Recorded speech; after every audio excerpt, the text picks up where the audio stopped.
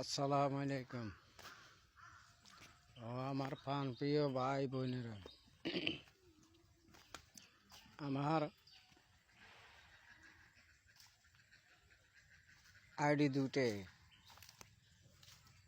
একটা আইডি হলো এমডি নুর ইসলাম, যে আইডিটা, এই আইডিটা বড় আইডি।